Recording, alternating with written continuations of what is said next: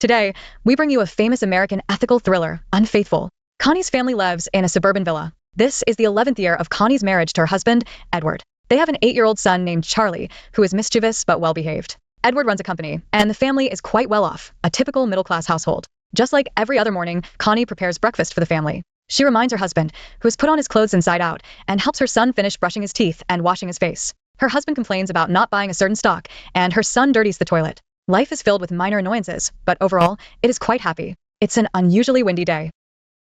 Connie's husband suggested she stay home today, but she still took the train to the city for the auction and to get a birthday gift for their son.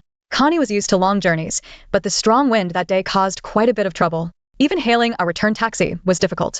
Connie stumbled into an alley, where a man holding books appeared at the end. Amidst the chaos, they walked closer, as if an invisible force drew them together, resulting in a collision. The man muttered something in French, then got up to help Connie pick up her things. Connie helped him gather his scattered books and asked him to hail a taxi for her. However, in this terrible weather, no taxi was willing to stop. Connie was amused by the man's furious reaction. The man made a joke about the weather as he walked back, noticing the wound on Connie's knee. He pointed to a house with flower pots and suggested going upstairs to help Connie with her injury. Holding a book, the man walked towards the door, jokingly assuring Connie that he was definitely not a serial killer. As a taxi drove by, Connie hesitated but eventually followed the man upstairs. The elevator, likely due to years of disrepair, malfunctioned. The man cursed a couple of times and led Connie to take the stairs. It was a house filled with books. The man was a bookseller. While taking off his coat, he pointed Connie to the medicine cabinet and the bathroom, smiling slightly. After all, it was a stranger's home. As soon as Connie entered the bathroom, she locked the door. In her panic, she knocked over a medicine bottle. Holding back her nausea, she picked the bottle out of the toilet, put down the toilet seat, and began treating her wound. When she finally navigated her way out of the maze of books, the man had already made tea and was waiting. Connie noticed a punching bag hanging in the living room and asked if the man was a boxer.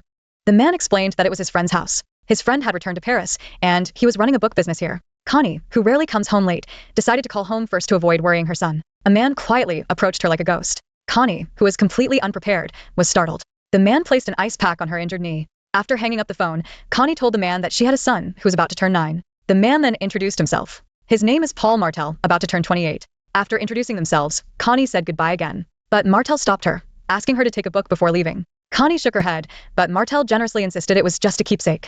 Connie no longer refused. Following Martel's direction, she went to a bookshelf, took out the book he mentioned, and turned to the specified page. She read aloud a passage. "Seize the moment. This is your life." As soon as she finished, they locked eyes, and the atmosphere became instantly ambiguous. Connie emphasized once more that she had to leave. With her head down, she accidentally walked into a man's bedroom. After Matilda's reminder, Connie awkwardly changed direction. Connie hurried to the station and went home. Her son Charlie immediately noticed the wound on her knee. Connie said she had fallen. Charlie excitedly grabbed a camera, saying he needed to take a picture for a school project.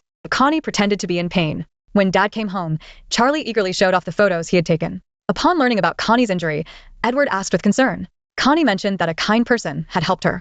After confirming that Connie was fine, Edward joked and asked if the person was handsome. Connie laughed, and neither of them seemed to take it too seriously. At night, Connie came out of the bathroom to find Edward playing with his new video camera. Connie sat on her husband's lap, and as the atmosphere heated up, they were interrupted by Charlie calling from the next room. Edward put on his pants and went to comfort their sleepless son. The next day, after sending Charlie off, Connie found a book given by a business card fell out of it.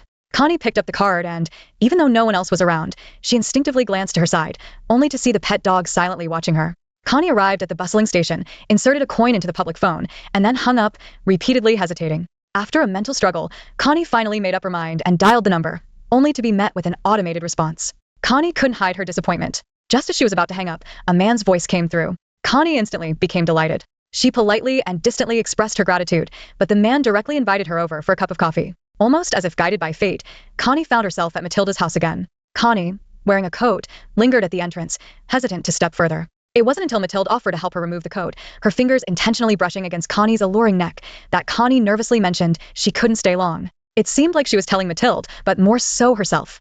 On the other side, Matilda was also in a mess from the scalding coffee. Both shared a mutual distraction. When Matilda noticed Connie was drawn to the Braille book on the table, she seized the opportunity to hold Connie's hand. After a brief flirtation, Connie hurriedly left. Connie returned to her husband, and seeing her, subordinate Bill tactfully left the office space for the two. Connie bought a sweater for Edward. Although puzzled, Edward put it on. However, the brief moment of warmth was soon interrupted by a work call. After dinner, Connie was absent-mindedly washing the dishes. Her husband came up beside her, but Connie didn't notice him at all. Her mind had already drifted elsewhere. The next day, Connie unsurprisingly appeared at Martel's place. This time, Martel invited Connie to dance. Martel threw the gift Connie brought onto the floor, and Connie's hand naturally landed on Martel's shoulder. The deep voice of the Frenchman was seductive, and Connie gradually lost her resistance. Fortunately, the sudden stop of the music woke Connie up. She quickly grabbed her bag and ran away. Behind the closed door, Martel bitterly kicked the bag on the floor. Just then, the door reopened, and Martel picked up Connie, who had returned for her coat.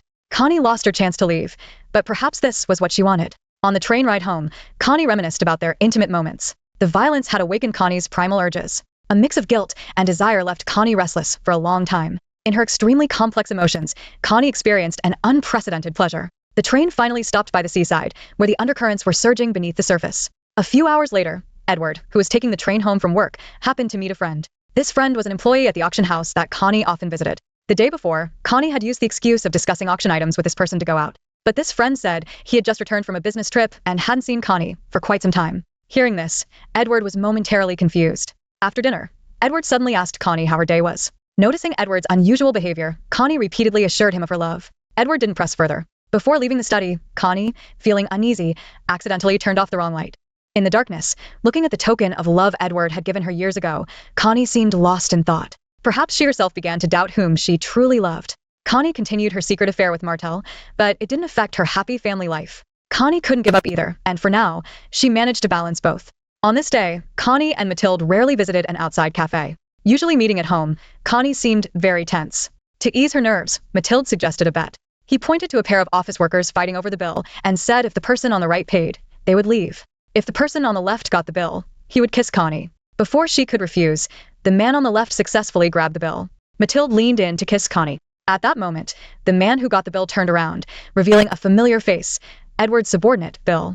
Bill doubted his eyes for a moment. At the outside cafe, his boss's wife was intimately close with a stranger. As he walked out, Bill instinctively turned back to confirm and saw them kissing. Bill quietly left without revealing what he saw. Immersed in their own world, Connie and Mathilde were oblivious to everything. This overly coincidental encounter seemed to suggest that every path walked leaves a trace. While taking a bath, Connie noticed the little mark Matilda had drawn on her.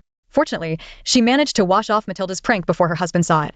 Edward turned off the lights, leaving only the candlelight, and stepped into the bathtub to get intimate with Connie. However, Connie refused. Edward once again invited Connie to lunch, but Connie used her salon appointment as an excuse. However, her high heels and dress hinted at her true destination. Despite Connie's numerous excuses, Edward chose to remain patient. Later, Edward discreetly called the salon and confirmed that Connie had no appointment. At that moment, Connie was just a few flights of stairs away from the person she longed to see. An old friend she hadn't seen in years stopped her. The three of them went to a cafe, and the first thing Connie did was call Matilda. She told the other person that she was trapped.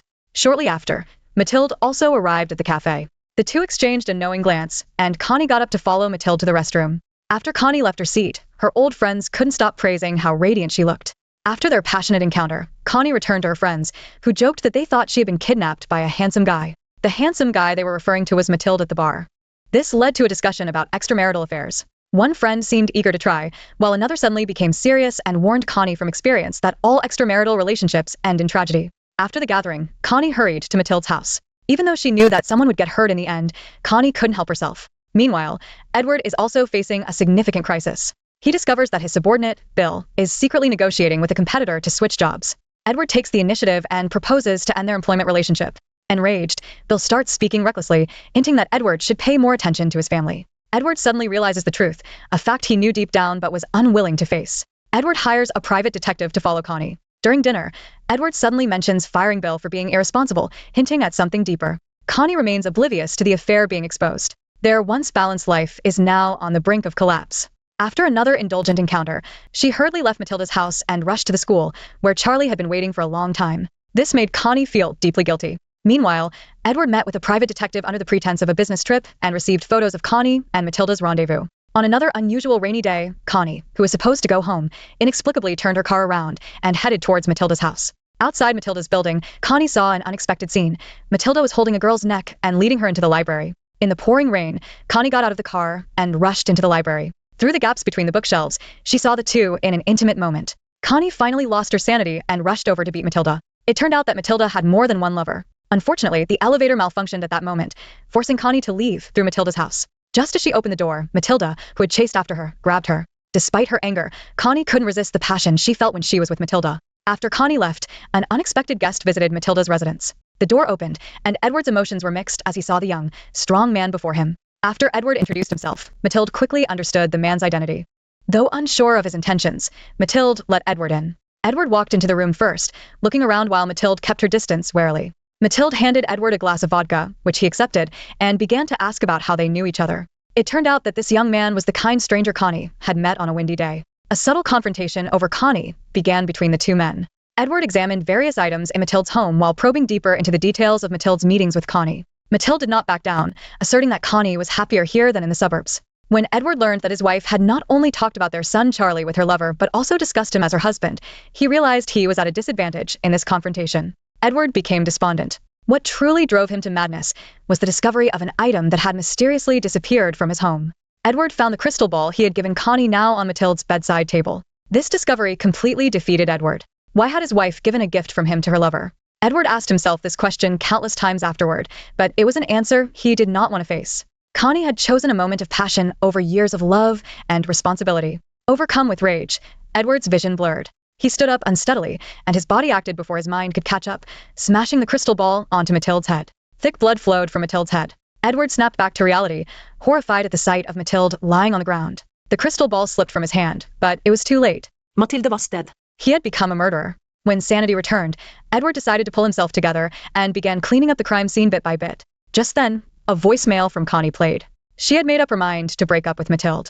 Edward didn't dare stop his work for a moment. After cleaning up the crime traces, he clumsily wrapped Mathilde's body in a carpet, planning to transport it using the elevator. Before leaving, he didn't forget to delete the voicemail from Connie. However, Edward overlooked a memo nearby that had Connie's name and phone number on it.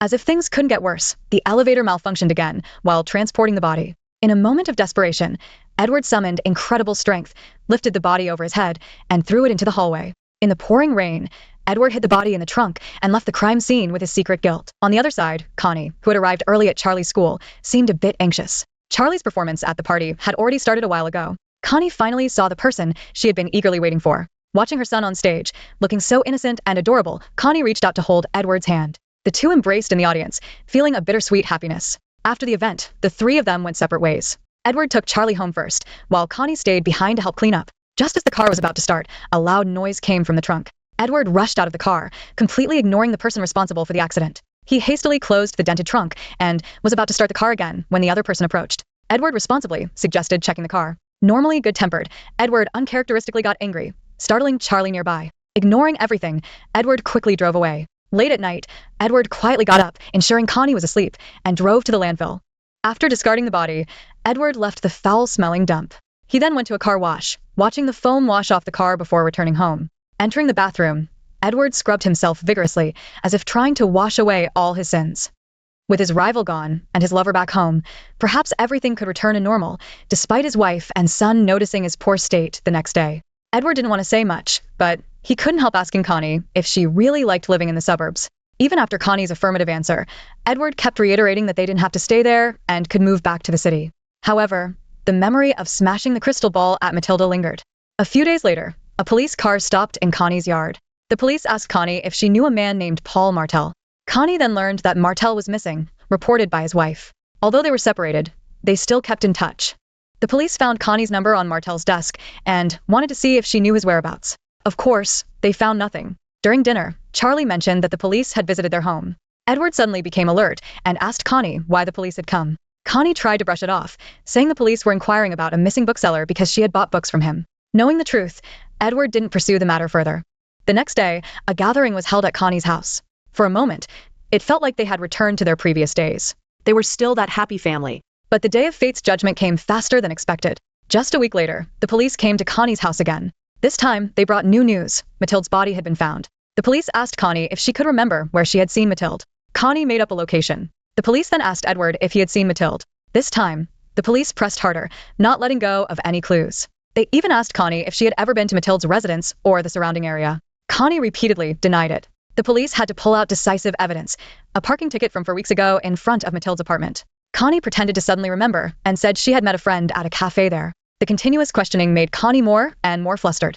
Edward stepped in, stating that they had disclosed all the information they knew and asked the police not to trouble Connie. The police understood and left their card before departing. Watching the police leave, Connie couldn't calm down for a long time. Edward quietly turned around to see Connie crying. Both of them knew they couldn't go back to the past. A few days later, Connie helped Edward pick up his laundry. In one of the pockets, she found an envelope. When she opened it, she was shocked to see photos of herself with Martel. A flood of thoughts overwhelmed her, and the world around her seemed to go silent. Grabbing the clothes, she hurriedly left the laundromat without even saying goodbye to her friend. Back home, Connie tried to act as if nothing had happened, but she could no longer look her husband in the eye. A friend visited Connie's home, but she seemed... When the friend picked up a crystal ball and asked where it came from, Connie absent-mindedly answered, her gaze fixed on another crystal ball that had quietly appeared in the background. It was the one she had given to Matilda as a gift, now mysteriously back in her own home. Connie looked at Edward with suspicion, but Edward avoided her gaze. At this moment, Connie confirmed the answer in her heart. At night, Edward stood alone in the dark living room. Connie cautiously approached Edward and finally couldn't help but ask the question, "Did you kill him?" Edward had his back to her, so Connie couldn't see his expression, but his silence was enough of an answer. Connie became agitated and asked Edward what he had done. Edward finally turned around and questioned what Connie had done. He had done everything he could to protect this family, while Connie had discarded it all for a young man. Edward no longer needed to hide his feelings. His sadness, anger, and confusion all erupted at that moment. Tears of agitation welled up in his eyes as Edward admitted his crime.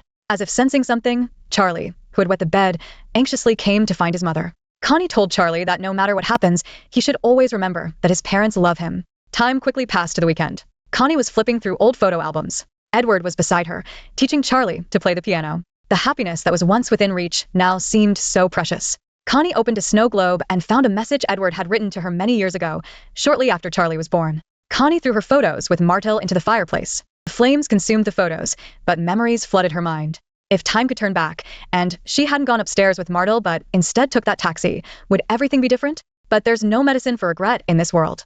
Edward hugged the sorrowful Connie and expressed his intention to surrender. No matter how Connie tried to persuade him, those memories would always exist, constantly reminding him of his sins. The car stopped in front of the police station. The two of them were having their final thoughts. They imagined immigrating to Mexico, living a life in anonymity, perhaps spending their remaining days by the sea, and eventually being buried together in the ocean. Under the deep blue night sky, the car quietly parked in front of the police station. The police station was lit with bright yellow lights, as if guiding lost souls. What choice will Edward make this time? The film ends here. The conclusion of the story leaves one sighing deeply. People often fantasize about having another chance to make different choices. But if time could turn back, would Connie and Edward make the right decisions? The tragedy of fate is the result of countless small, unnoticed mistakes. By the time they are realized, it's already too late to turn back.